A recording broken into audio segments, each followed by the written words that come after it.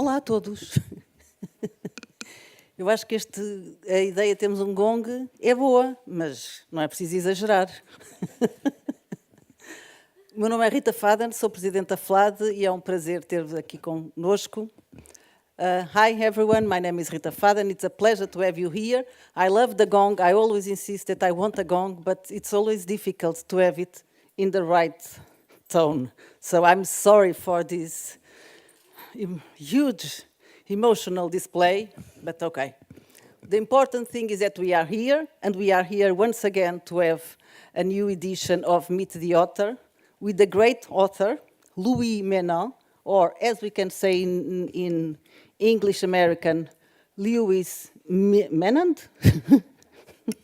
Okay, but I prefer your French version, the French version of your name, Louis Menand, and who has written a fantastic book that I have read, a great book in many ways, a super interesting book, a book where we learn a lot. It makes us think of so many connections. We really learn a lot.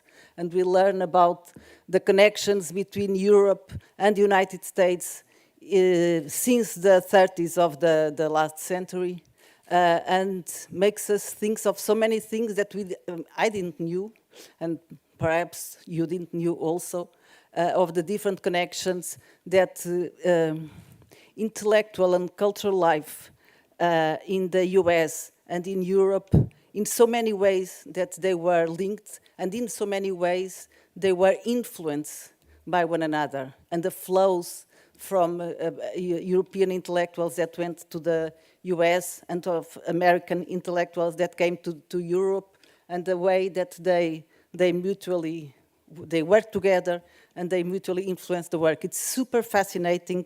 It's a really great book, and now I'm super happy that it's being published in Portuguese, O Mundo Livre, and that we have the opportunity to hear you. So it's a pleasure to have you here at FLAD, and thank you to you and to Isabel Lucas that will be conducting the conversation. Thank you very much.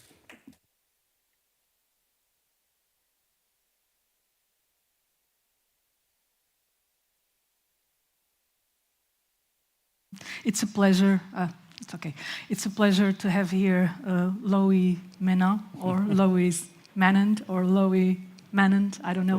Yeah, I heard that you call you also Luc Menand. Yeah, it's not a good name for a writer, but it's the name my parents gave me. I don't know if you have your micro. I think it's on.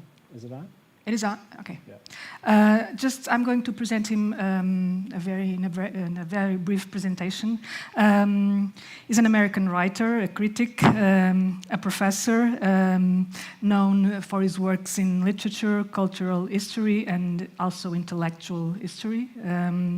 He was a journalist also, he already told me. He wrote for New Yorker and New York Review of Books. He was born in Syracuse. It was true. It is true. And now he lives in Boston. He was raised in Boston, Massachusetts. His first book was Discovering Modernism, T.S. Eliot and His Context in 1987, the year that you were here in Lisbon. I know. That's right. Yeah.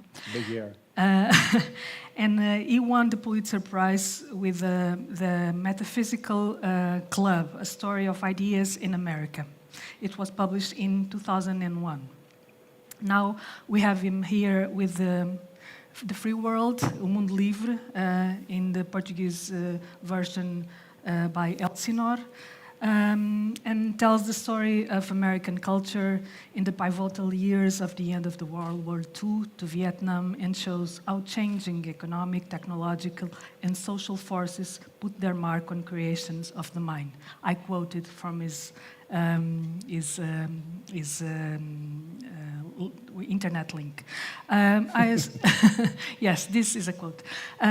For us, it's very difficult to talk about this book in 1 hour, in 2 hours, or maybe in a day. It has lots of ideas, lots of protagonists, lots of characters, lots of facts. And I know if there is any fiction here, but you can tell us. For us to enter in the tone of the book, I'll ask for I asked for Louis to read a passage of the book.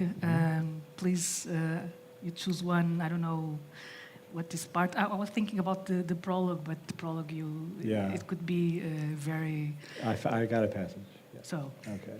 if you can tell us where the page for and the chapter. Yeah, okay. This is obviously the English language version. First of all, I want to say thank you to everybody for making this happen. And thank you all for coming out to hear me talk about the book. I'm very excited that it's being published here, and I love the cover that they've designed for it. It's perfect because that cover is an echo of the Brillo box, and the Brillo box is one of Andy Warhol's breakthrough works, which I talk quite a bit about in the book.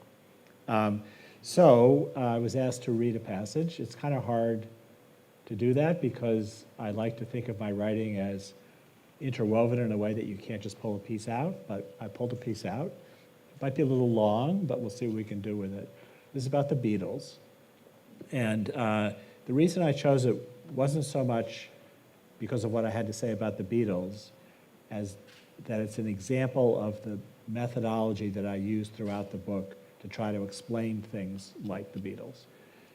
So this is the British version. It's on 295, and it's in a chapter called Northern Songs. It's part 2 of that chapter. Okay. The Beatles started out playing American music. There was nothing unusual about that. It was what British musicians in the 20th century had always done. Virtually every style of popular music recorded in the United States, jazz, blues, swing, Dixieland, country, folk, was picked up and performed in Britain.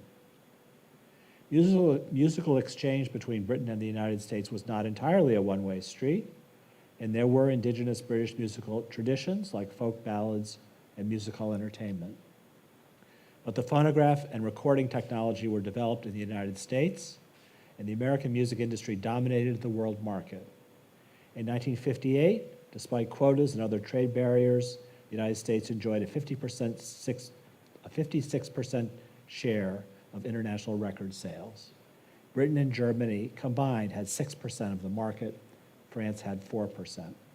So it's 1958, that's the year the Beatles start playing together. There was also nothing exceptional about the Beatles' access to American music. They were from Liverpool, a port city where merchant seamen, known as Cunard Yanks, brought back goods, including records, from the United States. Liverpool was also 15 miles from the largest American military aircraft base in Europe, Buttonwood, an enormous complex comprising more than 1,600 buildings and a source for locals of American entertainment culture, including comic books and music. In fact, all the American music the Beatles performed could be bought in local record shops or heard on the radio, including Radio Luxembourg, which had the biggest transmitter in the world, and on Saturday and Sunday nights broadcast pre-recorded programs produced by American record companies featuring American DJs. The Beatles were listening to what most people their age in Britain were listening to. In 1956, 64 of the top 100 songs in Britain were American. In 1958, 2/3 of the popular music broadcast on BBC Radio was American. The Beatles all turned 15 between 1955 and 1958, which coincided with the worldwide spread of rock and roll. Rock and roll was the first music specifically aimed at a teenage audience. Life magazine called it, quote, a frenzied teenage music craze, end quote. Teenagers went to Frank Sinatra concerts, but so did adults. Rock and roll concerts were not for grown-ups. The first time Elvis Presley played in Las Vegas at the New Frontier in 1956, he was a flop. He had never performed before an adult audience before. By 1958, American rock and roll seemed to be everywhere. A series of Hollywood movies with rock and roll soundtracks like Blackboard Jungle, The Girl Can't Help It, Don't Knock the Rock, Rock Around the Clock, all in 1956, had been sensations in Europe. There were rock and roll cover bands in Britain, Italy, West Germany, and the Netherlands, where some bands were made up of Indonesian immigrants. Teenagers danced to rock and roll in Canada, Argentina, Poland, Hungary, and Egypt, in Havana, Mexico City, Sydney, to Jakarta, Bombay, and Karachi. In Tokyo, a 19-year-old Elvis imitator named Masaki Hirayo sang Presley songs in English, a language neither he nor his fans understood. Pirated Elvis Presley recordings were sold on the black market in Leningrad. News reports on the phenomenon emphasized three things. Rock and roll was dance music for teenagers, it provoked varying degrees of adult anxiety and official disapproval, and it had all the look of a fad. Some people associated rock and roll with antisocial behavior and juvenile delinquency, but no one, except in communist countries, considered it a form of political protest. But rock turned out to be more than a mass market commodity, more than a fad. It survived the normal lifespan of a fad and became one of the cultural winners of the post-war era. Cultural winners are goods or styles that maintain market share through generational taste shifts. That is, through all the king is dead, long live the king moments that mark the phases of culture history for people living through it. This kind of survivability often depends on the good or style being available to do extra cultural work. In the case of rock and roll, the music became a way to tell a story about post-war American social history. And that is why so much became invested in a certain version of rock and roll's genealogy. But where did rock and roll come from? It seems to have been completely unplanned and unforeseen, a byproduct of a number of unrelated developments in the American music business, the cumulative downstream effect of which was to open up a space for music for teenagers.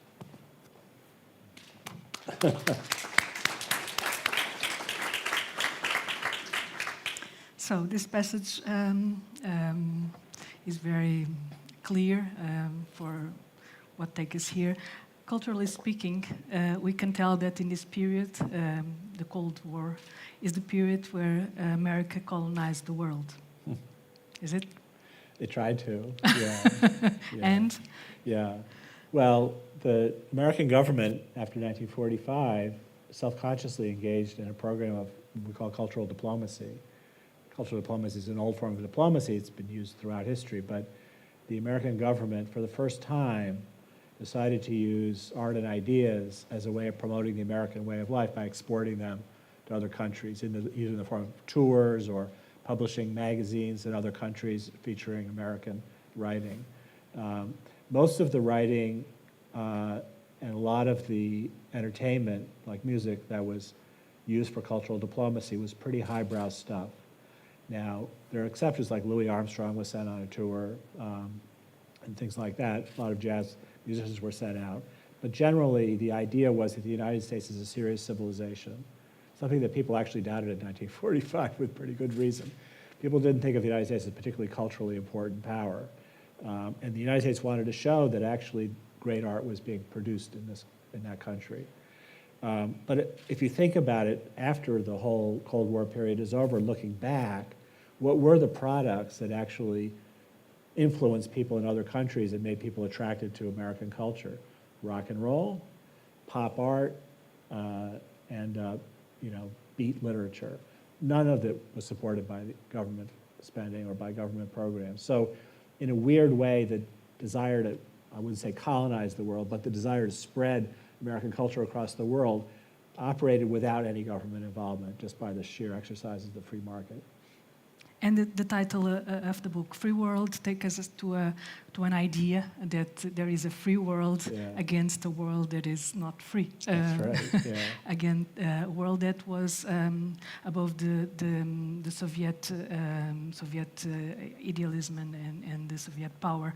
When you choose this title, because the title is ambiguous, while we read the book, we get there, but this title, The Free World, was clear to you in the beginning, or it came to you while you were writing the book? It came to me. I had a very different book in mind, actually, with a different title in mind.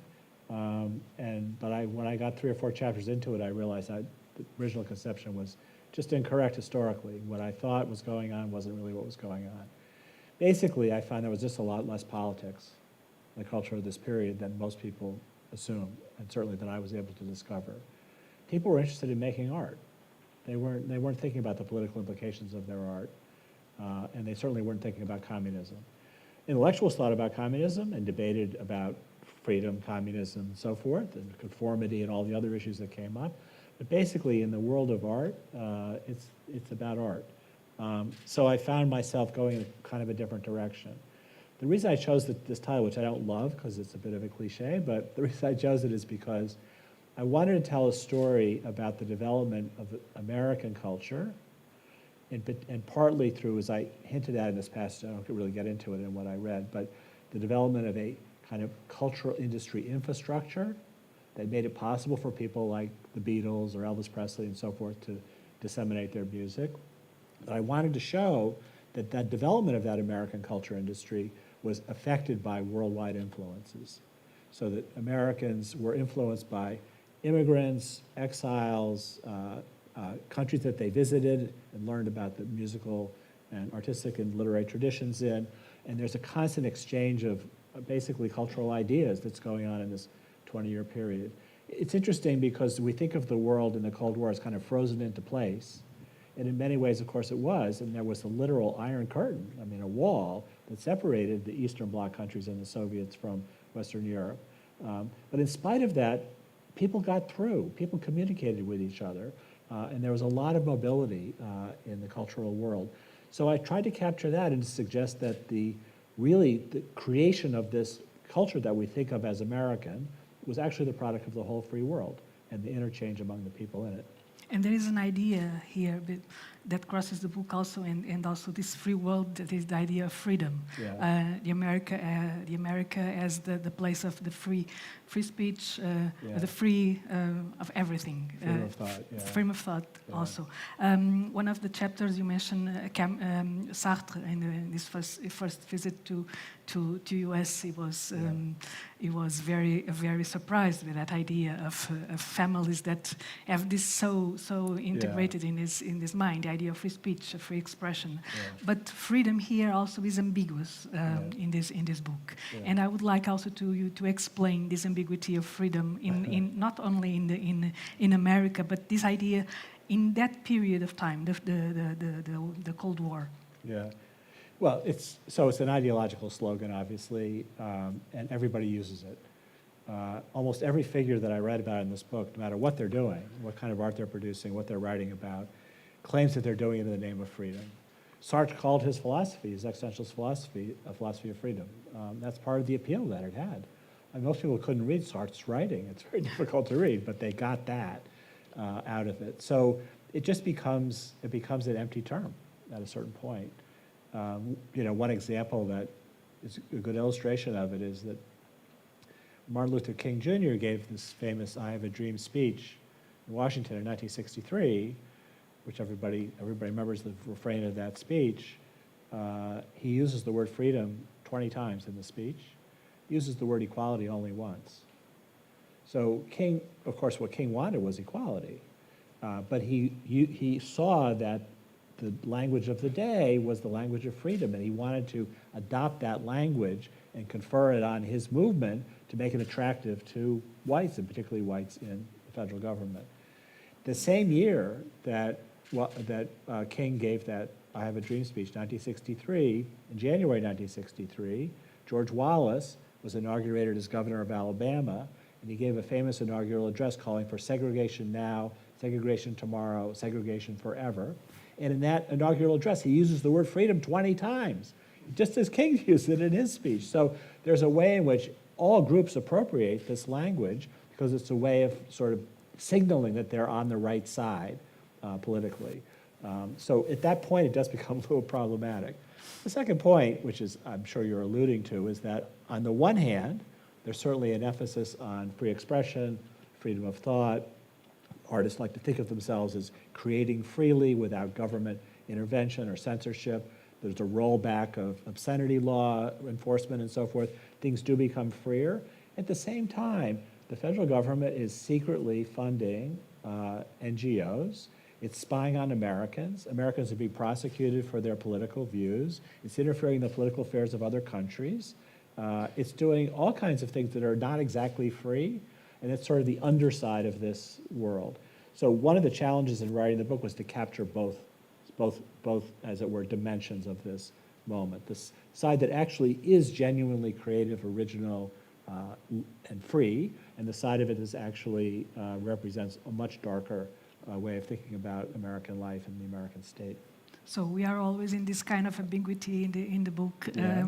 and I'm going to the prologue. And in the prologue, you explain why you set out to write about this period, because you born in 19. I was born in 1952. Yeah. Yes, in this period, and you were influenced through all this idea of freedom when you were young, and the spread of the artistic creation and all these movements of art. These were part of your motivations, but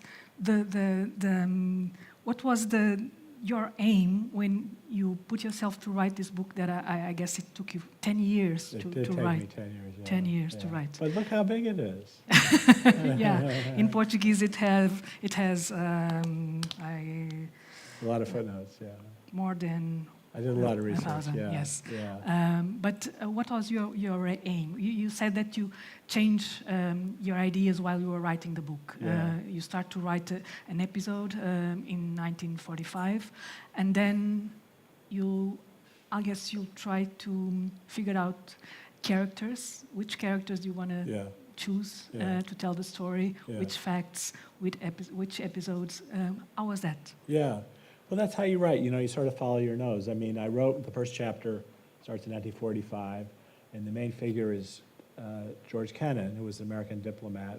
You probably know was the author of the containment policy, which was essentially the policy that the United States government adopted towards the Soviet Union until 1989, in spite of a lot of rhetoric otherwise. That's basically what they did. So anyway, I started with him because I kind of wanted to set up what the foreign policy world looked like in 1945, because the containment theory that Kennan proposes, containment theory is basically keep the communists in their box. Whatever's going on in the box we don't care about, just don't let them expand the size of the box. There's a crisis in that policy in 1965, Vietnam. What's the policy tell us to do there? Send the troops? That can't be right. But can we allow Vietnam to expand the box and take over South Vietnam? We can't do that either. It's a crisis. So the book begins with 1945, Kennan comes up with this policy, and ends in 1965 when the policy, basically goes down in flames. So that's sort of the stretch that the book takes. So after I finished writing the Kennan chapter, I'm like, what should the next chapter be about? George Orwell, 1984. It's published in 1949. It's a hugely influential book because most people, all they know about Soviet communism is what they read in 1984. But it became people's image of what that world would be like. There's interesting wrinkles in the 1984 story, which I won't go into. And anyway, I wrote the chapter on Orwell. Actually, there's interesting wrinkles of all these chapters, but a chapter on Orwell. And then I thought, what should be next? And I thought, I have to do Jean-Paul Sartre, because existentialism comes into visibility right at that moment, 1945, 1946. That's when everybody hears about existentialism, and they become these kind of minor celebrities in Western Europe and the U.S., and along with Camus and Beauvoir, and so I wrote about that. And then I sort of thought, well, the way to do this is to pick kind of major figures everybody knows, even today, kind of headliners, and then use those figures as tent poles to construct my chapters around, so I can tell the general story of social and technological and demographic and geopolitical changes using a kind of biography or set of biographies as a kind of frame for it. Because I like reading biography. I think it's helpful to understand how things happen the way they do if you know who's doing them and where they came from. And I'm also interested in the way the biography intersects with these other sort of social trends. So that's kind of the approach I tried to take in the book. And at some point, I just kind of realized what all the chapters were going to look like, and then I just had to write the chapters. Yeah. Like a novel. We read it like a novel. Like a novel, yeah. It's like a novel with 100 characters. 100 characters. maybe more. You never mixed character or change, or you never misunderstood. Because I'm trying. I remember this idea because in all these changes, in all these changes between United States and Europe, mostly in this period, you talk about misunderstoods, lots of misunderstoods. I remember Faulkner, the way Faulkner was read in France, for instance, and the idea that people created about the Faulkner's writer and writing and who is Faulkner. These misunderstoods and misunderstandings are part of this period, and the idea of the cultural ideas that we construct, the cultural paradigm of this period. Can you talk? Can you tell us about this? So that's really important to me. So the real reason I wrote the book, actually, this is very academic, but it's true, is that I got very impatient with a certain kind of cultural and intellectual history, which I call books talking to books, in which the writer, the historian, reads a philosophical text, let's say by Kant, and then finds a philosophical text by Hegel and puts that text in dialogue with the text by Kant, and then picks a text by Marx, does the same thing with Hegel, and so forth. It's like a row of paper dolls. There's no people in that picture. It's just books talking to books. So I wanted to put the people back into the picture. One of the things you learn when you put the people back into the picture is they don't understand what they're reading. They're misunderstanding it. And the gossip also. And the gossip too. There's a lot of gossip. So there's a lot of myth making. There's a lot of stories that get passed along that aren't really true, which I try to point out a lot of these in the book. They just become part of people's idea about what a certain work of art is about, or how it was created, or who the artist is. It's just wrong. But they run with that idea. It affects the way they do their own work. So I use the phrase misprision is the key to transmission. That misprision meaning misunderstanding or misinterpreting something, not getting Faulkner, not getting Hollywood movies, not getting rock and roll, can lead to interesting things by people who don't understand that they got it wrong. So it's sort of like there's, on one level, there are all these social forces that are really let's just say changes in the music industry. It had nothing to do with Elvis Presley or the Beatles or anything. It's just happening anyway, pushed around by demographic forces, where the money's coming from, who's buying the records, da-da-da-da-da, which you can sort of explain, which make it possible for people like Elvis Presley and the Beatles to do the kind of music that they're doing and to sell it, because these forces have created those conditions of possibility.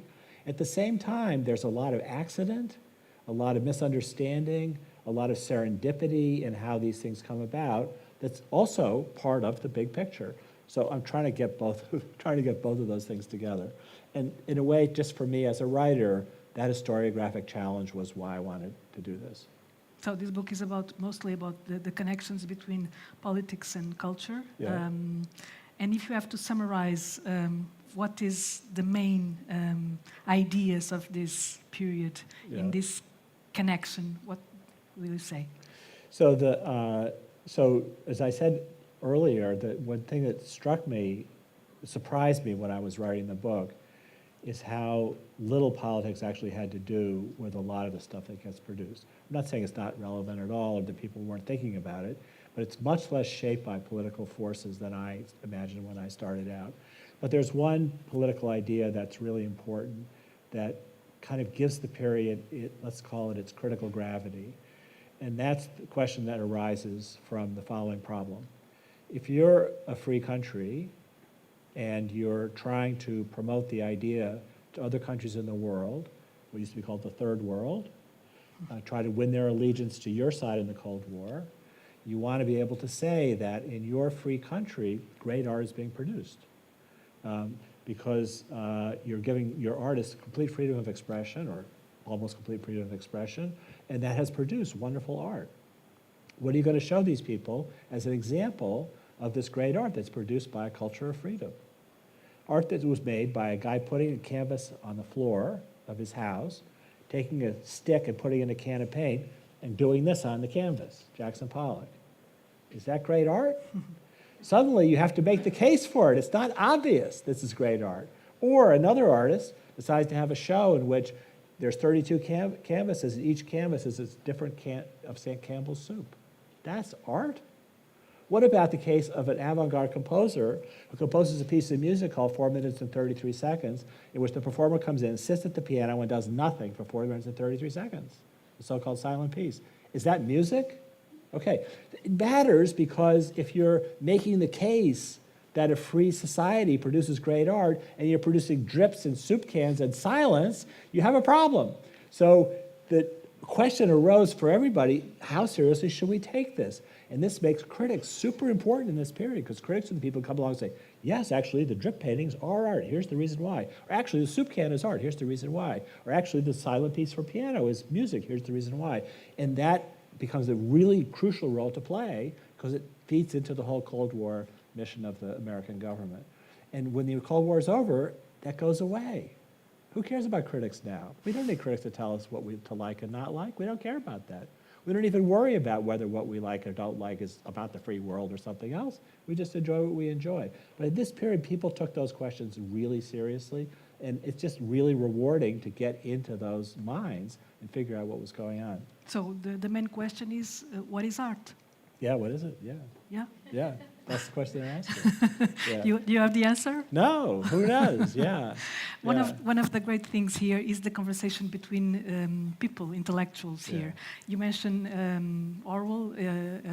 I remember Hannah Arendt. Yeah. She's the main character of another chapter. For the first time, the distinction between totalitarianism and dictatorships. And there's, in this period that happened, and it happened in U.S. U.S. looking at the other parts of the world like a kind of having a kind of moral authority. I don't know. I don't know if it's true or not. But this idea of Hannah Arendt came from was an expatriate, a refugee. Exile, yeah. Yes. Orwell was a British author. Yeah. We are talking about that mixed, and that it was possible because the U.S. has that freedom of connecting these ideas and these people. Yeah. So the concept of totalitarianism is really key in this period. You see it all the time. And the term actually originates in Italy under Mussolini. I think Giovanni Gentili is the first thinker to use the term, and he means it in a positive way. Because what he means is that in a totalitarian society like Mussolini's Italy, there's no distinction between public and private. Everything is public in a sense. Everything is political. And he means that positively. And then, of course, this is the 1920s. And then, of course, after the Holocaust, then the whole question arises, what is this? How could countries produce a thing like this? And Hannah Arendt, as you mentioned, Isabel mentioned, is in exile. She was German. She had a fantastic education, a student of Karl Jaspers and Martin Heidegger. She had an affair with Martin Heidegger when she was a college student. She wrote her doctoral dissertation on St. Augustine's concept of love. She's like a pure philosopher. And then, because she was Jewish, she had to leave Germany. She fled through Geneva, ended up in Paris. And then when Germany invaded France in 1941, she flees to the south of France with lots of other people, not just Jews, but also degenerate artists and other people who were afraid of the Nazis. And she's able to get out sort of at the last minute from Marseille via Lisbon, by the way, and ends up in New York City.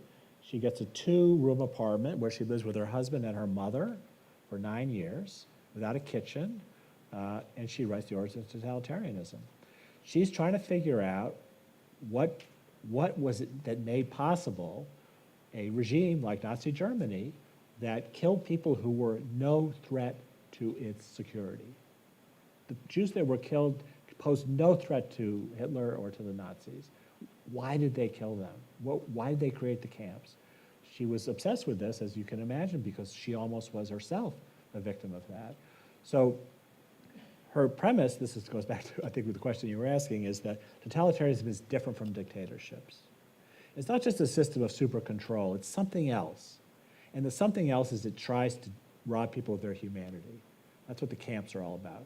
That's what the Gulag is all about. It's to send people and say, even though you've done nothing wrong, we're still putting you in this camp. We don't care that you've done what you've done. We're just dehumanizing you. And you become an object. And that's the goal of totalitarianism. And that meshes very well with 1984, especially what happens to Winston, who's the sort of hero of 1984 at the end. He just becomes a zombie because he becomes part of the totalitarian system. So people are obsessed with this, and they're worried, this is why it's important for Americans, they're worried that totalitarianism is a kind of latent disease within modern societies. What creates the possibility for totalitarianism is modernity itself. Modernity makes people feel anomic, disconnected, without common purpose. They feel alienated from the powers that be, and they form totalitarian movements, and then they join those in a kind of mindless way, and it produces these horrible outcomes. And that's something that a lot of people worried about in the 1950s was, could it happen here? Could it happen in a liberal democracy because of overconformity or something else, some kind of social disease that would lead America down the same road that Germany and Russia had gone down? And we are talking about conversation between intellectuals. Like us. No, you are. And Hannah Arendt and Isaiah Berlin and Derrida. You mentioned in another conversation that we had that nobody asked you about Isaiah Berlin. You have a chapter here about that. But these conversations take us to another question, that is the role of intellectuals in this period of time. That they were very well respected, listening. They listened to one another. They talked to one another, and they discussed ideas with one another. What we learn about this period with this conversation, and what's happened? We lost that conversation. Yeah, we lost that conversation. Yeah, Vietnam happened, I think. That's what happened. Yes. Yeah, I think that's what happened. It turned out that the intellectuals didn't foresee this happening. I'm talking about the American involvement in Vietnam, which starts in 1965. It was a disaster. I mean, I was a teenager. I remember it pretty well. It was a disaster socially and politically in the United States. And part of the reason for that was because the people who formulated the policy that led to American intervention in Vietnam were intellectuals. They were the best and the brightest. They were people from the top schools. They weren't just military types. They weren't just hawks. They actually had a theory about why we should intervene in Vietnam. And this led to terrible, of course, as I said, disaster. So that kind of discredited the role of intellectuals, I think, in American life, in a way. It gets discredited for other reasons too, probably, but to me that's a breaking point. And the point that starts the polarization of society. Yeah. Do you believe that polarization that we assist now began in I think it begins in the Vietnam period, but of course that's because of my generation would think that. But I do think that the politicization of art, which is what you see after 1965, for 1965, it's very much art for art's sake. The question, is this art? That's an aesthetic question. It's not a political question. It's not a political question? It's not a political question. It's a question of what is art? Is this art? What makes it art? But after 1965, people stopped asking that question, and they asked, what are the politics of this work of art? And we're still living, in the US, we're still living, I don't know, maybe you are too, we're still living in that moment when the first question to ask about a work of art is, what are the political implications of this work of art? Is it colonialist? Is it, is it racist? Is it patriarchal, blah, blah? I think that originates in the Vietnam period, as does the cultural polarization, which is, goes in and out in American life, but is very, very severe right now, where there's sort of two classes of people defined culturally, and they're supposed to hate each other. And that also dates from the Vietnam era, which is, of course, extremely polarizing. It looked polarizing in the Vietnam era, partly because there was way less polarization between 1945 and 1965 than there had been, for example, in the 30s and 20s. It's a period when the two major political parties in the US, the Democrats and the Republicans, were pretty similar in terms of policy goals. So it was possible to actually enact legislation and produce social programs because the Republicans and Democrats didn't have striking ideological differences. That changes with Vietnam. Then suddenly you're either against it or you're for it, you're a hawk or you're a dove. It splits the Democratic Party, it splits the liberals, and it's created a certain kind of mess that we haven't completely gotten out of, in my opinion. And perpasses here the idea that some intellectuals kind of feeling betrayed that they may be used by CIA. They were used by the CIA, yeah. To pass that idea that America is free, we can say everything, we can make everything. So everyone probably knows this story, right, about Encounter magazine? Maybe you know the story. So the CIA, as I suggested earlier, involved itself in many covert operations, which basically amounted to funding certain kinds of organizations that they thought would serve the U.S. interest. And there were dozens of these. They were secretly funded. Often the organizations themselves didn't know the money was coming from the CIA. The CIA used cutouts, that they used actually existing foundations as cutouts to give the money to them. And one of the big operations that the CIA created secretly is called the Congress for Cultural Freedom, which was based in Paris. And it's sort of like a free world organization that's promoting the idea of cultural freedom in European countries. And it had, among its many operations, it had a lot of money. Among its many operations was to have a magazine in all the different European countries. So there was an Italian one, a French one, a Spanish one, and an English one. And the English magazine is called Encounter. And it was actually edited by a CIA agent. Encounter published virtually every important intellectual in the United States during its period from 1950 or so into 1965 or 6. And none of those people knew that they were getting paid by the CIA. And then in 1966, it blows up and everybody learns that the CIA has been paying all these intellectuals to write for this magazine, Encounter. So the paradox goes like this. These intellectuals are writing pieces explaining that in American society, what intellectuals can say whatever they want without the interference of the state in a magazine paid for by the state, right? So it was a huge crisis. And what it really showed was that intellectuals who thought they had a critical relationship to the American government or American society were actually speaking the party line because the CIA happily published their reflections in these European magazines. So they weren't actually critical at all. They were actually part of the system that they imagined themselves somehow to be independent of. So there's great literature on this moment in American intellectual history because it just blew up the whole.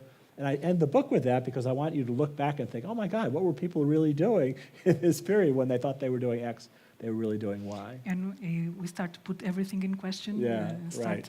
And the thing here in the beginning and in this conversation starts with a conversation between French and America and Americans. And Paris was the great capital of the world, the cultural capital of the world. And then we have New York City as the great capital, cultural capital of the world. What geographically, and not only geographically, but what does this shift meant in this history of 20th century? Yeah. So, in 1944, when Paris was liberated, everybody in the West was thrilled because they thought of Paris was the capital of the modern. Modern art, modern literature, philosophy, even sort of sexual mores, cuisine, fashion, all came from Paris. Paris was sort of the capital of culture. And so the liberation of Paris from German control in 1944 was regarded as a fantastic thing that had happened to Western civilization because at last Paris was now free again to play this historic role. But of course what happens in the next 20 years or so is that, in fact, the center of cultural production and dissemination moves from France to America. But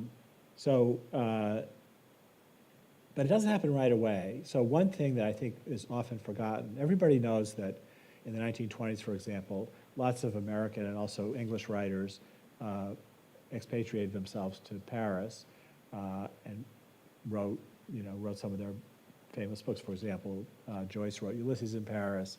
Henry Miller wrote Chopper of Cancer in Paris. You could go on and on and on. Why did they move to Paris? There's a simple answer. It was cheap. It was cheap because the franc lost value constantly from the end of the First World War up until the Second de Gaulle government in 1958. So that if you had francs, or if you had pounds or dollars, you were rich. And you could live like a king in Paris because the franc was worth so little. So everybody moved there, not just Americans and British, but from all over the artistic world because it's like living in, well, it used to be like living in Brooklyn, in New York City. Of course, Brooklyn's now expensive, but I'm sure there's a similar case here. But it was just a cheap place to go. After the war, people continued to go back to France because it was still cheap because they had not stabilized the franc. That didn't happen until '58. So all kinds of American artists, famous American artists, went to study in Paris after the war, as though Paris was still the capital of the art world. So it didn't lose its place overnight. What happens when the franc stabilizes and it becomes incredibly expensive to live in Paris, and artists stop going to live in Paris, and people complain the Parisians are so rude, that comes out of this same thing. Then the capital of art starts to switch to the United States. Why? It's where the money is. That's where the money is. That's where the collectors are. That's where the museums are. That's where the people are going to buy the stuff. That's where the big department stores that are going to buy all this fashion stuff that comes out of Paris are. So suddenly America becomes this sort of center of cultural activity because it has the investment houses, it has the buyers, it has the collectors, it has all that stuff. But the result, however, this is my final thought about this, is not to create a New York kind of art. Is to make art and culture international.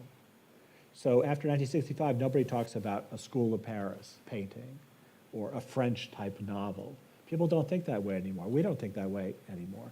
That's because the world culture becomes global. Everything's transmitted everywhere. Everybody listens to the same music.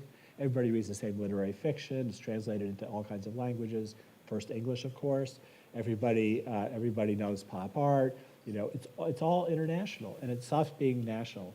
So in a way, it moves from Paris to New York, but it takes on a different form here, such that all the world's culture now passes through New York, Los Angeles, and Silicon Valley, but it belongs to the world as a whole. So the US basically took that. It took a kind of financial position at the center of world culture. Yeah. And in Paris, in Paris we find Camus, we find Sartre, we find Beauvoir. In New York, we assist to the beginning of the movement of civil rights movement. We met Martin Luther King. We met James Baldwin. I guess you had a problem with Baldwin, a question with Baldwin. Yeah. It was difficult to understand Baldwin for you. It was, yeah. Maybe it's for other people too. I don't know. Yeah, you know, when you're writing about if you think about using the biographies as a way of kind of let's say use a tentpole or some image like that, organizing a chapter, the first thing I want to do is get to know the person so I understand them.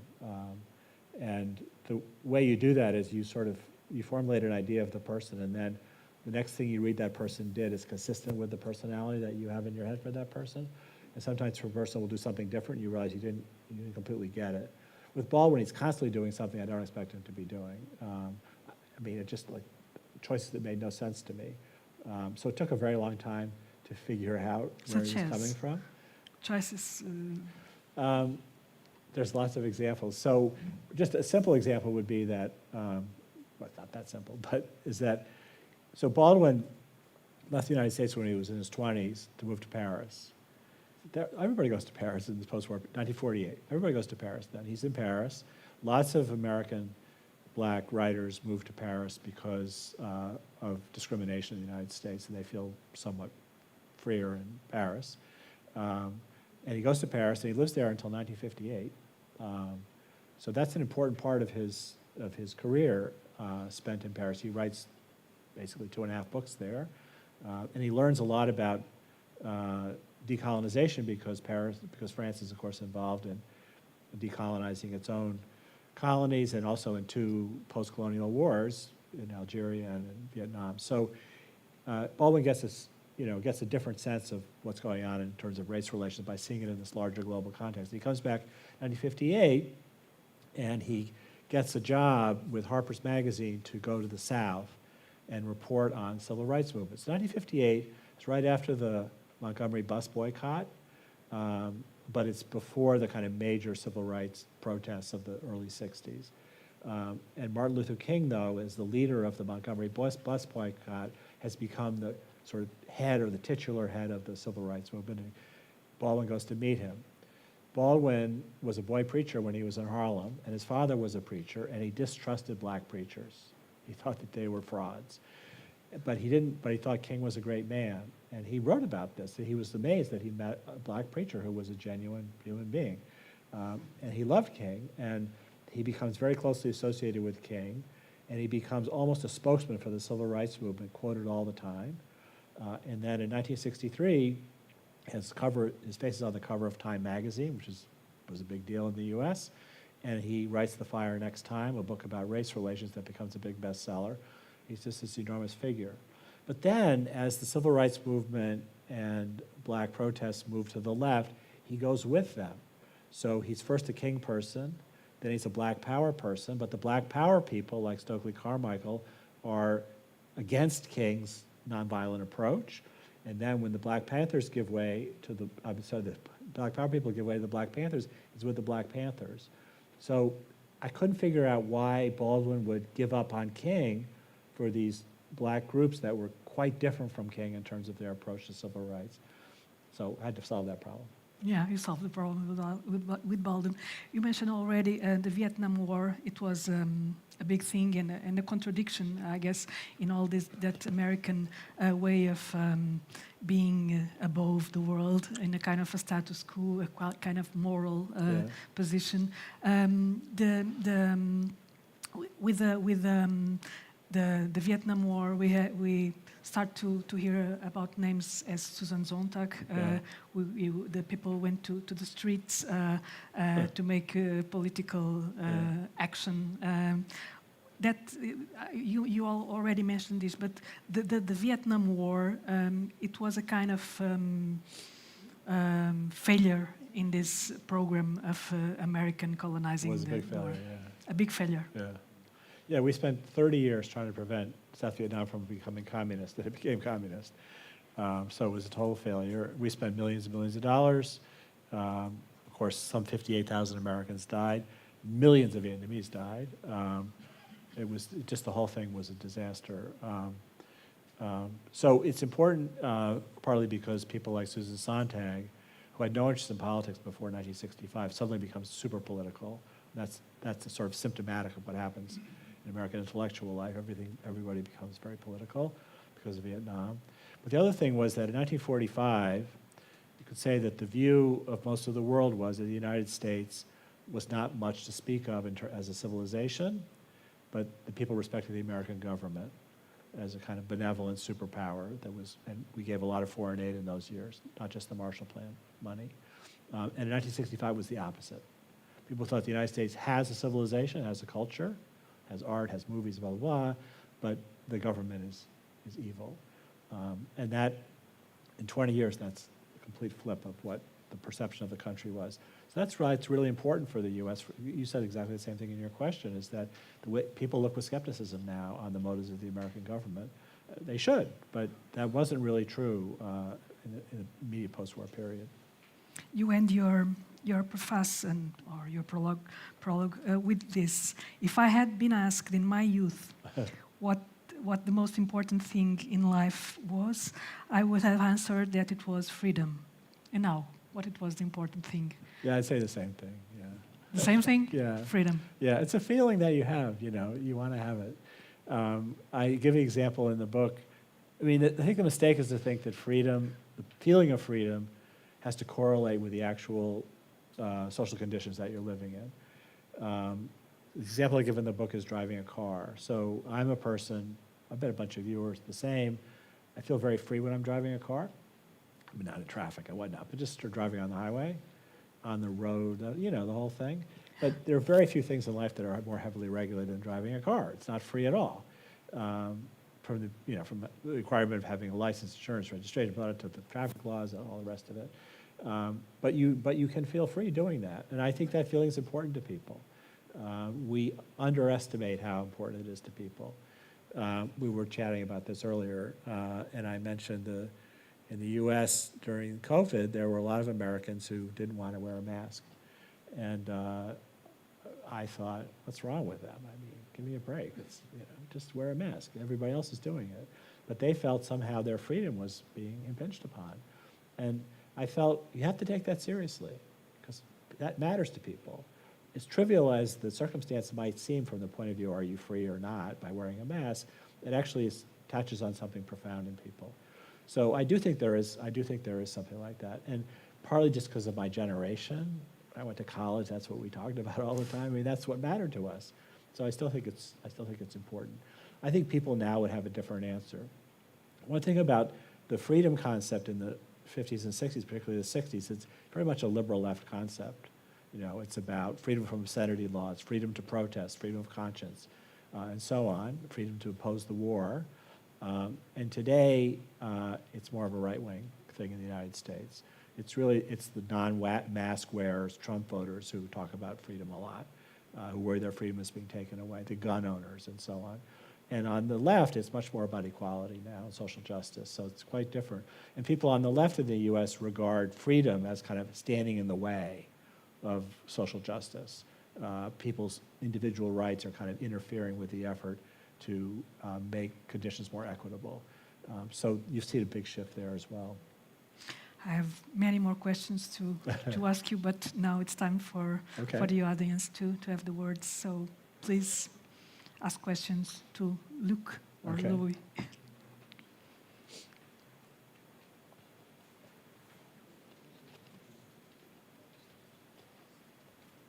Professor. I can hear you, so it's okay. It's on? Hi. Thank you, Professor, for your visit and for your comments.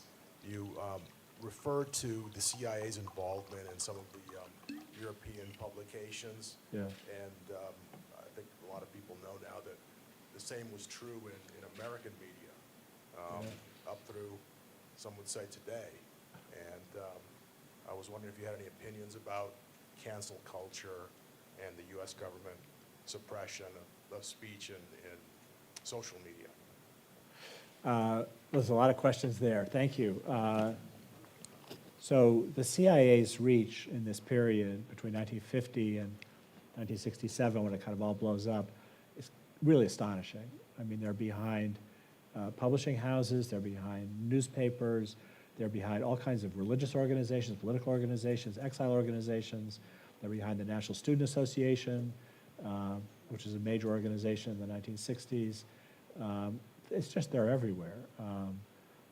It's the octopus effect. So it's not just what's going on in Western Europe. It's really all over the place. They had a huge budget to be able to do all these things. Their tradecraft was very poor, which is why they were ultimately exposed, because it was once you sort of figured it out, it was pretty obvious what was going on. But they got away with it for years and years. And they were colluded with by major news organizations like CBS. CBS would have its reporters available to be debriefed by CIA agents after they come back to the United States from abroad. So it's just a long, very sorry story. Cancel culture. So, yeah, I think your question is, or your comment really is that the free speech issues continue with us today. And on the one side, obviously the cancel culture is associated with a certain kind of basically liberal left position that I was describing a minute ago, not that interested in individual rights and much more interested in social justice and equality.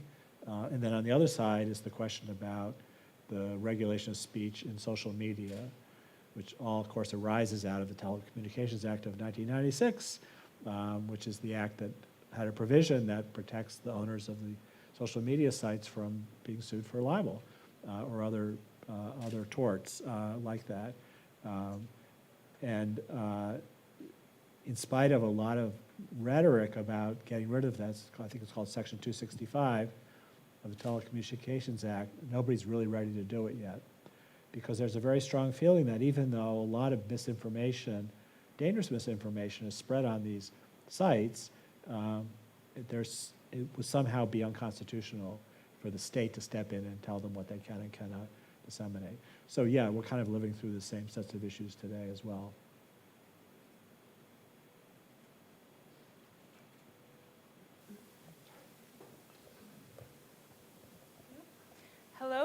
is Kikeli. I'm a student at the Carlucci American International School of Lisbon.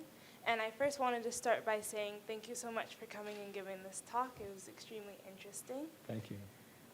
So a little bit earlier, you spoke about how the world's cultural capital shifted from Paris to New York, and then that made like art and literature become more international, more global with that shift. So I was just wondering, my question is, do you believe that before that shifted, before the 1960s, if Paris was almost suffocating cultural dissemination? Paris was doing what? Suffocating cultural dissemination, like since when the shift occurred, it became more international. Oh, I see what you're saying. Yeah, thank you for that question. If I understand you right, no, I don't think that was the case, because people since the end of the 19th century, writers and artists and dancers, musicians went to Paris from different countries to lose their provinciality. They wanted to become international figures. So Nijinsky, Henry James, Gertrude Stein, Picasso, Oscar Wilde, the list goes on and on and on. All these major figures in Western culture go to Paris, because once they're ratified by Paris, they become citizens of the global world of art. So Paris was performing a very similar function there, but what they needed was the imprimatur of Paris. They needed people to think, I made it in Paris, therefore, I'm a real artist, not just a provincial artist, not just a national artist. It doesn't become global in quite the same way, I think, because, and Faulkner's a good example of this, by the way, American writer who was actually ignored in the US for much of the 1920s and 1930s.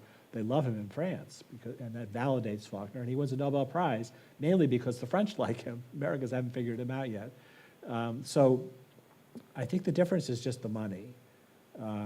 When our world becomes this enormous global phenomenon with enormous amounts of money, and now with, what are they called?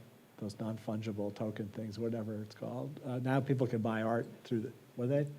NFTs. Right, thank you, sorry, I'm a little out of it. It's just a different world. So I think the money part is part of what makes it different. But it's a good question. So I don't think they were suppressing it at all. I think they welcomed these different styles and so forth into Paris. Yeah. But you had to make it in Paris.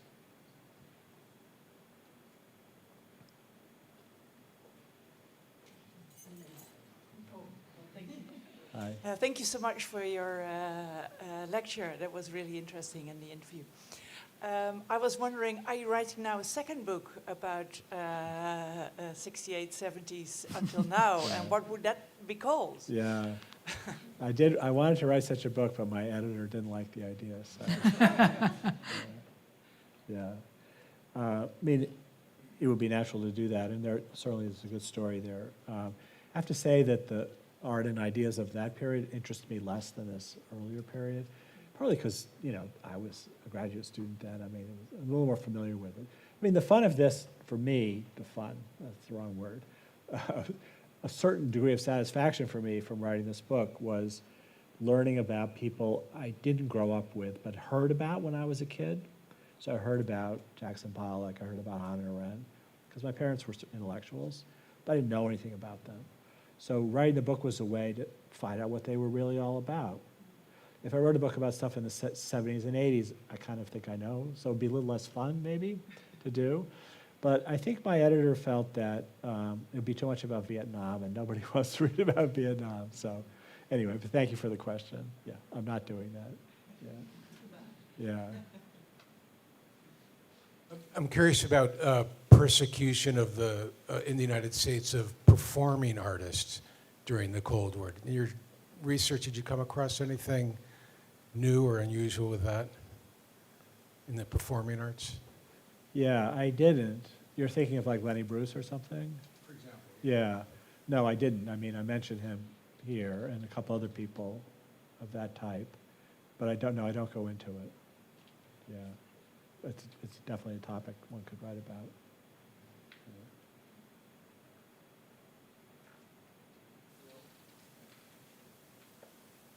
Hello, my name is Daniel. I'm a student of international studies. My question, thank you for your presentation. It was very interesting. One question that I have for you is that if you think that, yes, the mid-60s is a big changing inflection point in American culture and also world culture. Do you also think that the period in the early 2010s around Obama's second presidency, also rise of social media, do you think that there's also a big shift there in terms of American culture, in terms of, for example, the culture wars, as you see, the change from, as it seems, from the left being the most politically incorrect in some ways to becoming like the right-wing people, more the transgressive in some ways of norms. Do you agree with the idea that there's a big shift in the early 2010s and also with the Trump presidency? And if so, why do you think that would that happen? Thank you. I think you're right. I would parse it slightly differently. I think that the big event was the financial crisis of 2008 and the meltdown of the financial sector, in which the government basically prevented a serious depression by giving money away to these, or loaning money basically to these companies that had failed. A lot of people lost their houses. A lot of it had to do with mortgages. A lot of people lost their houses in that crash. And a lot of people lost their retirement savings. And in general, middle class and lower middle class families were very badly damaged by that. And they didn't recover right away. But rich people did recover right away. And you really see a very pronounced growth, which has been in the cards since the 1970s, in the gap between the top earners and the middle class. Such that the middle class begin to feel some legitimate resentment for the way the system seems to be rewarding the people who basically cause the economy almost to crash, and is neglecting people who, you know, have mortgages and education loans and so forth. So I think that's the beginning of Trumpism right there, that moment. And then that's compounded by globalization and neoliberalism, which are basically Obama's policies, which also have the effect of moving certain kinds of manufacturing jobs offshore, which kills a lot of communities in the sort of middle part of America. And those people experience a kind of social decay in there. You can see just by walking down the main streets of these towns, where you drove through a lot of them, right? You can see what's happened. These small towns have disappeared. You see, you know, chain stores and malls and stuff, but you don't see people on the street. And jobs were lost. There's, of course, a lot more drug use. I mean, all the stuff, all the kind of pathology that you're reading about, I think does date from that moment. So it's the combination, I think, of the crisis itself and then the economic policies that were followed by the Obama administration, that of course began with the Clinton administration, that produced this backlash that shocked most people in 2016 when suddenly these people came out of the woodwork and voted for a guy nobody thought had a chance of winning. Does that seem right?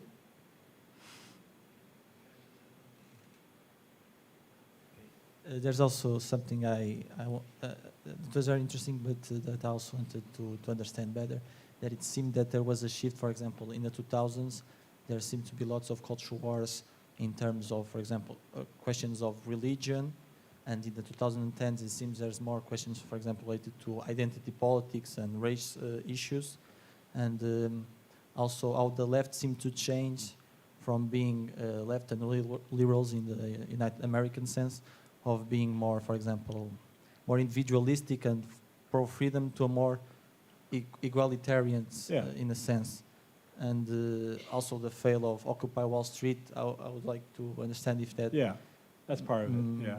It's important as well. Yeah, I think all these things are true, yeah.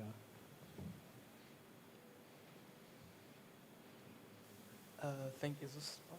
Okay. Yeah, thank you, Mr. Menand, Professor Menand, sorry. I'm also a student from the Carlucci American School, and I just wanted to discuss your statement about art prior to the 1950s not being political. When you have like Soviet art intending to promote the state and several pieces of propaganda supporting and condemning the Weimar Republic, among others, do you consider that to be a more like global encompassing idea or more US-centric? Could you repeat the example again? Sorry, I was trying to adjust my thing here. Soviet art promoting the state or propaganda from the Weimar Republic either condemning or supporting the, Oh, I see, yeah. the state. That's political art, yeah. Yeah. Yeah. So in the Soviet Union, there was an official aesthetic called socialist realism, and that meant that art had to be representational, and what it had to represent was the history of the class struggle, and that art that was more individualistic or aesthetic was counter-revolutionary. And everybody knew that the Soviet Union had this official aesthetic because they would send artists, composers, and so forth, writers, who violated it to the Gulag. And so that handed countries like the United States a great card to play, because the United States could say, that's exactly what we don't do. The state doesn't get involved in the politics of our artists' work. We just let them create whatever they want.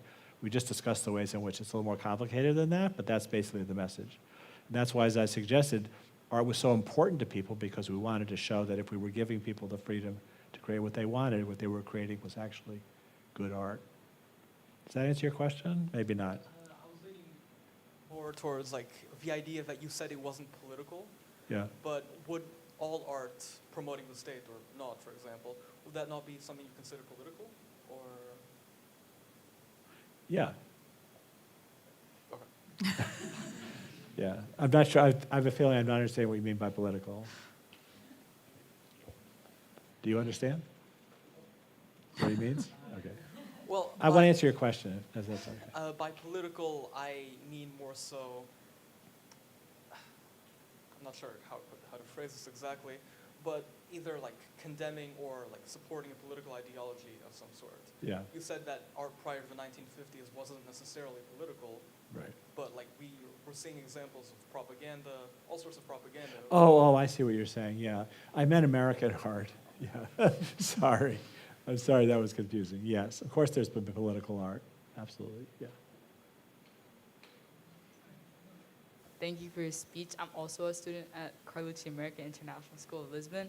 And so you've talked a lot about the word freedom and political polarization in the US, particularly with the arts. And so my question is, in a world where political polarization is really pushed by social media and algorithms, and also during a time where art can be created with a simple prompt and a generator, what does freedom really look like? Freedom of art and freedom of thought? That's a great question. No, you put your finger on a big problem right now. I don't know what the answer to that question is.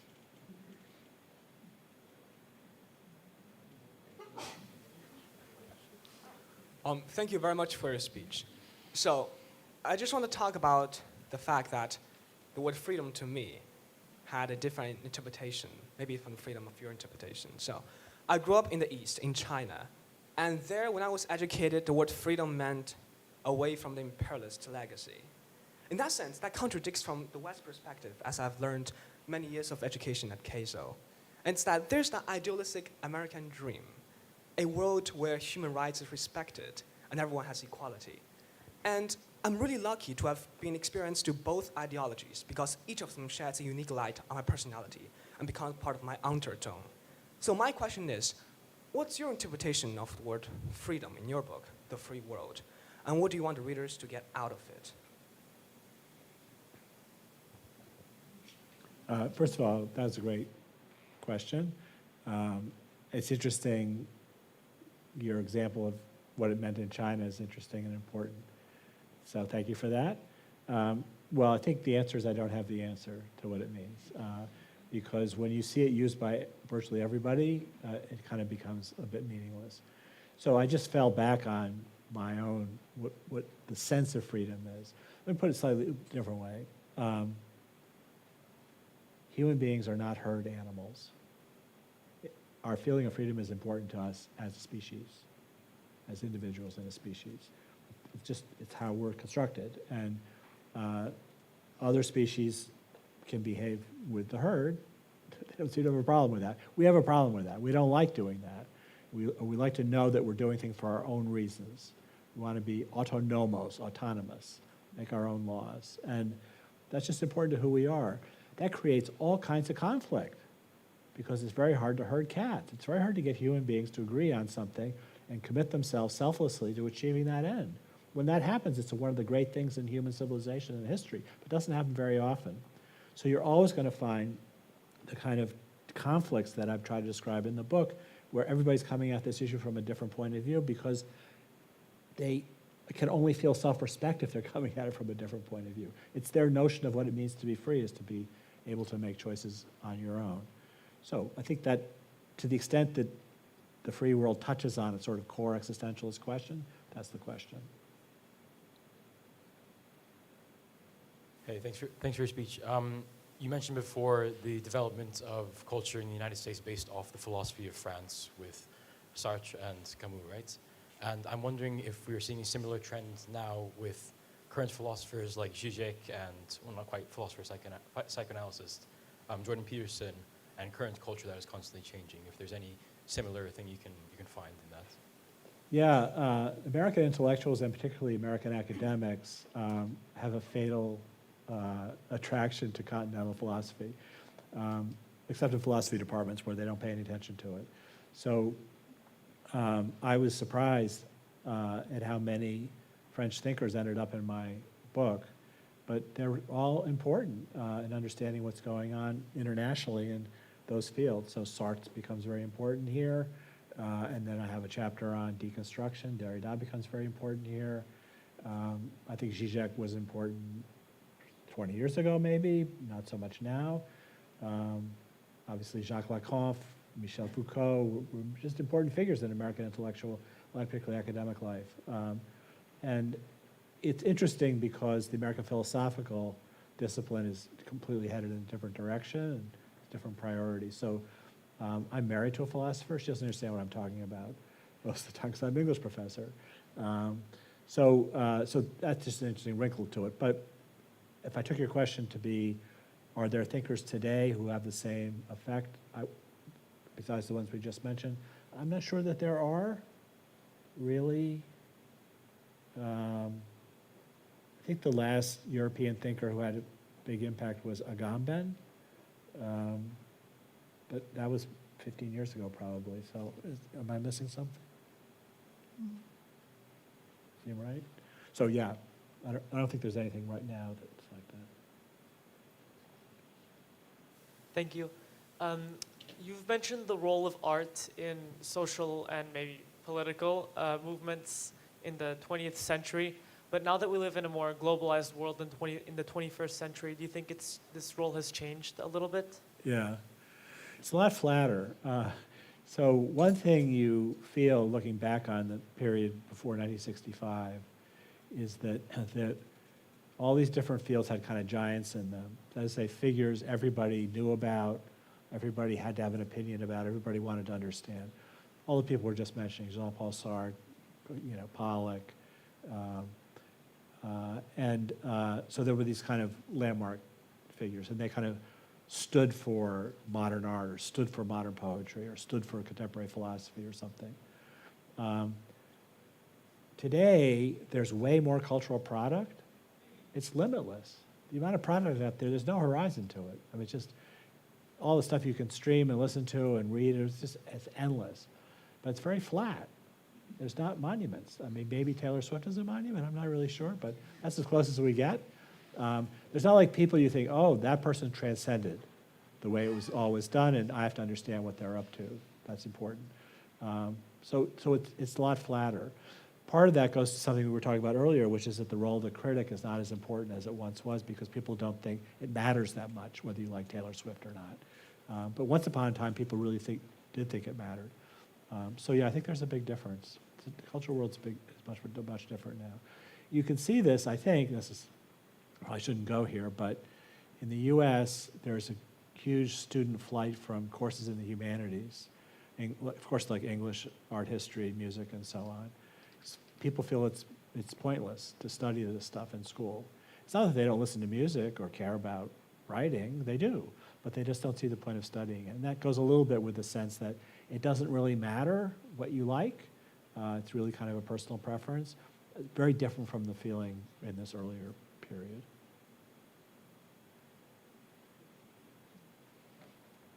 No more questions? One more. I want to hear from everybody in this group right here. Sorry. I would like you to talk about your sources, your research as fonts, archives, newspapers. The research, Your what was your... source. My research Quais foram method? as Yes. fontes? Oh, my method? Yeah. Yeah.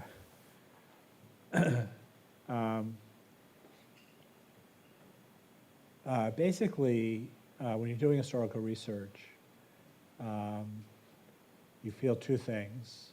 One is that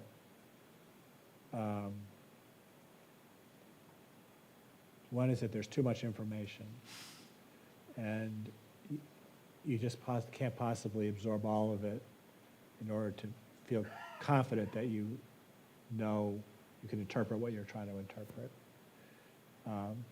And the other feeling is there's not enough information. So it's just, the difficulty is because there's so much that's disappeared, particularly when you're doing historical work. I mean, in the case of this book, there were just a few people left who were survivors of that era that I could have talked to. I didn't talk to anybody because I felt that was not a good idea, but, or very few people. But, you know, it just disappears unless there's a written record of it. You just don't have access to it. It's really true for earlier periods as well. So, to answer your question, you want to feel that at some point you get the person or the thing you're trying to describe, like James Baldwin, for example. At some point, I felt I got it. It just took me a long time to get there. And to get there, I just had to read more James Baldwin and more about James Baldwin to kind of to figure it out. And when, as I said, when you get there, it's when I would put it is to say the world turns between the characters' marching feet. In other words, what the character's doing in their personal life story makes sense in the context of what's going on in the world as a whole. The world is turning because they're walking. And when you feel that you've got those two things going together, like in the chapter I started reading from about the Beatles, it's like I could understand the Beatles, but I could understand why they were popular. What was it that made them possible, that they had, that the world wanted? How did those things go together? Once I could figure that out, I felt very happy. But it just takes a lot of time to get to that point. And I can only say that you kind of just know it when you're there. You just feel, I'll get it now. You know, I can write the chapter. But until you get there, it can be very frustrating. We have to finish, I guess. Thank you so much for having you here, Yeah, it's fun. Yeah, Professor, thank you and guys. thank you, you all, for being here. Oh, yes, and Professor, we're going to sign books over there.